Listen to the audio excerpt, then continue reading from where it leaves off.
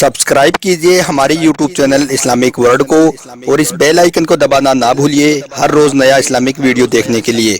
शुक्रिया। दोस्तों, एक जवान बेटे ने अपनी बूढ़ी माँ को जूतों से मार दिया। उसके बाद में उस बेटे के साथ में जो कुछ हुआ उसको सुनकर यकीनन आपके भी रोंगटे खड़े हो जाएंगे। यानी कि इस वीडियो में हम आपको एक बूढ़ी माँ और एक जवान बेटे का ऐसा वाकया बताने वाले हैं जिसको सुनकर आपकी आंखों में भी आंसू आ जाएंगे, आप भी रोने लगोगी। इसलिए आप इस वीडियो को आखिर तक जरूर देखें और माँ की मोहब्बत में दिल से एक लाइक करके अपने दोस्तों में शेयर भी कर दें ताकि और भी लोगों के पास यह वाकया पहुँच जाए। तो चलिए दोस्तों शुरू करते हैं। दोस्तों, हम जो वाकया आपको बताने वाले हैं यह वाकया हैदराबाद के किसी इलाके का बताया जा रहा है। यहाँ पर एक बूढ़ी माँ अपने एक जवान बेटे के साथ रहती थी। उसके शौहर का इंतकाल हो चुका था, यानी कि घर में बूढ़ी माँ और जवान बेटे के अलावा कोई और नहीं था। बेटा गलत लोगों की संगत में आ गया था। बुरे दोस्तों ने इसे गलत रास्ते पर डाल दिया था, जिसकी वजह से वो देर रात तक घर से बाहर रहता था और हर रोज वो रात को घर लेट आता था, जिसकी वजह से बूढ़ी माँ बहुत परेशान रहती थी।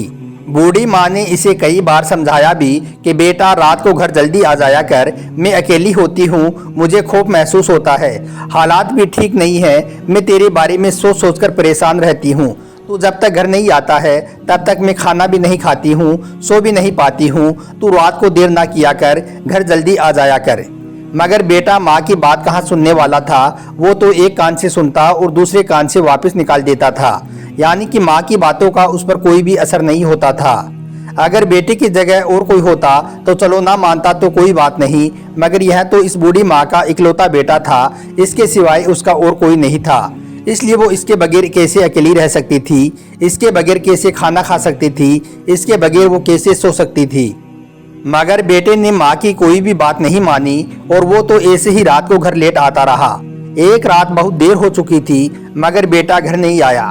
बेचारी माँ बहुत परेशान हो गई और सोचने लगी कि आज क्या बात हो गई जो अब तक घर नहीं आया।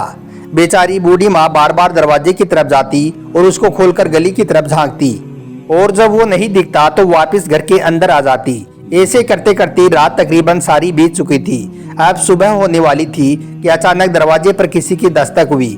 माँ भागते भागते गई और दरवाजा खोलकर देखा तो सामने बेटा खड़ा हुआ था। माँ ने बेटे को देखकर अल्लाह का शुक्र अदा किया कि देर हो गई तो क्या है, मगर खैर है, बेटा सही सलामत घर तो आ गया है। घर में आने के बाद बेटे ने कहा कि माँ बहुत जोर की भूख लगी है, रोटी चाहिए, मैं भूख से मरा जा रहा हूँ। इसने घर के अंदर आते ही चीखना चिल्लाना शुरू कर दिया। माँ ने कहा कि अच्छा बेटे अभी लाती हूँ, मैंने भी अभी तक कुछ भी नहीं खाया है, मैं तो पूरी रात तेरा इंतजार कर रही थी, लेकिन आज तूने घर आने में इतनी देरी क्यों कर दी? तू आज कहाँ चला गया था? मैं तेरे बारे में सोच सोचकर पागल हो चुकी थी। बेटे ने कहा माँ वो दोस्तों के साथ में फिल्में देखने के लिए चला गया था, उसके बाद दोस्तों के साथ घूमने निकल गया था, इस वजह से मैं लेट हो गया। तो माँ ने कहा कि बेटे तू कैसे लोगों के साथ में हो गया है? उन लोगों ने तुझे गलत रास्ते पर डाल दिया है, कितनी बार तुझे पुलिस भी पकड़ कर ले गई है। मैं लोगों को तेरी वजह से मुंह दिखाने के काबिल नहीं बची हूँ। मोहल्ले वाले सब लोग कहने लगे हैं कि देखो ये उस बदमाश की माँ जा रही है। बेटा कुछ तो ख्याल कर मेरा, तेरा बाप तो ऐसा नहीं था और तेरी माँ भी ऐसी नहीं है, फिर तू क्यों ऐसा करता है? दोस्तों, माँ तो बेटे को प्यार से समझा रही थी, लेकिन उल्टी सीधी फिल्में देखकर और गलत लोगों के साथ में रहकर बेटे का दिमाग खराब हो चुका था। इस वजह से माँ की प्यार भरी बातें भी उसको कड़वी और जहर बराबर लगने लगी। वो चाह रहा था कि उसको माँ कुछ भी ना कहे और चुपचाप उसको खाना खिला दे। इसलिए माँ की बातें सुनकर बेटा चीखकर कहने लगा कि बस कर, ज्यादा नसीहतें मत झाड़ और फालतू की बातें ना बना, मुझे भूख लगी है, जल्दी से खाना दे दे, वरना तू मुझको जानती है। बेटे का यह रवैया देखकर बूढ़ी माँ बहुत हैरान हो गई। वो सोच भी नहीं सकती थी कि उसका बेटा उससे इस तरह से बात करेगा। तकलीफ के मारे उसका कलेजा फटने लगा। बूढ़ी माँ को भी गुस्सा आ गया और कहने लगी वरना क्या कर लेगा तू मुझको डराता है। उस माँ को तू धमका रहा है जिसने तुझे पाल पोस कर इतना बड़ा कर दिया है। तुझे शर्म नहीं आती? तुझे माँ से इस तरह बातें करते हुए शर्म नहीं आती? जा नहीं देती मैं तुझे खाना, आज भूखा ही सो जा ताकि तुझे पता चले। इतना सुनना था कि बेटा गुस्से से लाल हो गया। उसने एक जूता उठाया और माँ की तरफ फेंक दिया। गनीमत रही कि वो जूता माँ को नहीं लगा, वरना बूढ़ी माँ वहीं पर मर जाती। बेचारी माँ डर गई और उठकर भागने लगी। उसने दूसरा जूता हाथ में उठाया और माँ को मारने के लिए दौड़ने लगा। बेचारी माँ भागती रही। घर बहुत छोटा था, बिल आखिर वो माँ तक पहुंच ही गया और माँ को जूता मारने लगा। माँ ने बहुत हाथ पैर भी मारे, मगर वो अपने आप को इस संगदिल बेटे से ना बचा सकी। बेटे के जूते इसके मुंह पर लगने लगे तो बूढ़ी माँ के दिल से आह निकली और कहने लगी, ए अल्लाह, ऐसे बेटे से तो अच्छा था तू मुझको बेटा ही ना देता। ये कैसा बेटा है जो अपनी माँ को ही जूतों से मार रहा है। ए अल्लाह, तू मुझे मौत दे दे, अब मैं जिंदा रहने के काबिल नहीं बची हूँ। ए मेरे मौला, आज जो मेरे साथ में हुआ है उसको मैं बर्दाश्त नहीं कर सकती हूँ। मुझे अपने पास में बुला ले, और इसने आज अपनी माँ की तौहीन की है, इसको तू दुनिया और आखिरत में बर्बाद कर दे। माँ की जबान से ये अल्फाज सुनकर बेटा लरज गया, मगर वो अब कर भी क्या सकता था। माँ की जबान से बद्दुआ निकल चुकी थी। वह बहुत डर चुका था। उसने माँ को वहीं पर छोड़ा और सोने के लिए चला गया। दोस्तों, उसके बाद माँ वहीं पर पड़ी रही और बेटा जाकर अपने बिस्तर पर सो गया। थोड़ी देर के बाद में अचानक बेटे के पैर में दर्द होने लगा। उसने समझा कि कोई मामूली दर्द है, अभी ठीक हो जाएगा, मगर उसका वो दर्द बढ़ता ही चला गया। सुबह हुई तब तक उसको बहुत ज्यादा जोर का दर्द होने लगा था। अब उससे वो दर्द बर्दाश्त नहीं हो रहा था। उसके पैर में सूजन भी आ चुका था। वो घर से निकला और बड़ी मुश्किल से चलता हुआ एक डॉक्टर के पास पहुंचा। डॉक्टर ने देखने के बाद में कहा कि कुछ समझ नहीं आ रहा है कि तुम्हारे पैर में दर्द किस वजह से हो रहा है।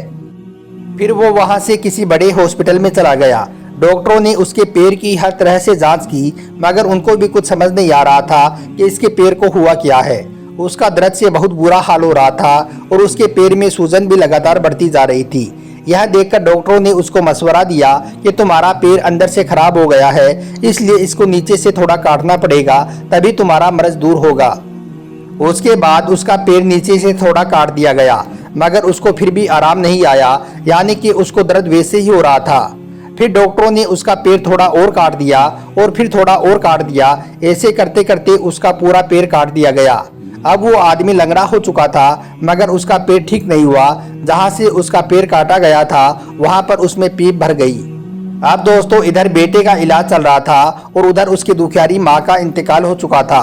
बेचारी बूढ़ी माँ बेटे के हाथों से मार खाने के बाद में सिर्फ 7 दिन ही जी पाई। इन 7 दिनों में इसने कुछ भी नहीं खाया था। बस वो इस बात को बार बार सोच रही थी। वो सोच रही थी कि उसका बेटा उसकी खिदमत करेगा। मगर मैंने तो इस बुढ़ापे में ही अपने बेटे के हाथों से जूते खा लिए हैं, अब मुझे ऐसे बेटे की कोई ज़रूरत नहीं है। बस यही कहते कहते वो मर गई। माँ के मरने के बाद में बेटे की हालत बहुत ज़्यादा खराब हो गई। उसकी शादी हुई तो थोड़े दिनों के बाद ही उसकी बीवी उसको छोड़कर चली गई। बच्चे थे, वो भी इसके करीब ना आती। इसकी जायदाद पर बेटों ने कब्जा कर लिया था। एक दुकान थी, वो भी चली गई। अब इसके पास में कुछ भी नहीं बचा है। इसके पास में खाने पीने के पैसे भी नहीं रहे, तो इसने भीख मांगना शुरू कर दिया और एक रास्ते पर बैठकर भीख मांगने लगा। मगर लोग इसके करीब भी ना जाती, दूर से ही इसकी तरफ रोटी फेंक देती, जैसे किसी कुत्ते की तरफ रोटी फेंकी जाती है। लोग इसको देखकर कहते कि ये वही कमबख्त लानती इंसान है जिसने अपनी माँ को जूते लगाई थी। दोस्तों, वो इंसान लोगों के लिए एक इबरत बन चुका था। वो रास्ते पर बैठा रहता और उसके पैर के जख्म से पीप बहती रहती, उस पर मक्खियाँ भिनभिनाती रहती, जिसकी वजह से वो दर्द से कहराता रहता, मगर कोई भी उसकी ओर ध्यान तक नहीं देता।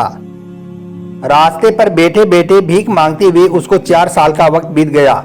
एक दिन हैदराबाद में एक बहुत बड़े बुजुर्ग आए, जिनका नाम मौलाना अब्दुल शकूरुद्दीन था। मौलाना दीनपुरी रहमतुल्लाहि अलैहि एक बहुत ही नेक दिल इंसान और एक बहुत ही अच्छी तकरीर वाले इंसान थे। उन्होंने हैदराबाद में तकरीर की। उसके बाद में वो कुछ लोगों के साथ वापस आ रही थी कि रास्ते में उन्हें एक आदमी मिला। वो एक चारपाई पर बैठा हुआ था और दर्द से कहरा रहा था। उसके चेहरे का रंग पीला पड़ चुका था, उसके दांत मेले कुचेले थे और वो बहुत परेशान नजर आ रहा था। मौलाना उसके पास से गुजरे तो उस आदमी ने बड़ी दर्दनाक आवाज में कहा, मौलाना साहब, आप इधर तशरीफ लाई, आप मुझे इबरत से देखें। मैं एक शेर था, ये मकान दुकान सब कुछ मेरा ही था, लेकिन आज मैं इस हालत में भीख मांगने पर मजबूर हो गया हूँ। उसके बाद में उसने अपना सारा वाकया मौलाना साहब को सुना दिया। ये वाकया सुनने के बाद उसने एक बहुत जोर की चीख मारी और वहीं पर जमीन पर गिर पड़ा। फिर उठा और कहने लगा, हजरत, ये तो इस दुनिया की जिल्लत है, पता नहीं मेरे साथ में आखिरत में क्या होगा। उस शख्स ने इतना कहा और फिर गिर पड़ा। उसके बाद में उसने अपनी आंखें नहीं खोली और यही कहता रहा कि मौलाना साहब, मेरे नाराज रब को मुझसे राजी करा दो। जिससे माँ नाराज होती है उससे अल्लाह भी नाराज हो जाता है। आज मैं माँ की बद्दुआ की वजह से उजड़ कर रह गया हूँ। मेरी दुनिया बर्बाद हो गई है। मेरी जिंदगी में अंधेरा छा गया है। माँ की एक बद्दुआ ने मुझे बर्बाद करके रख दिया है।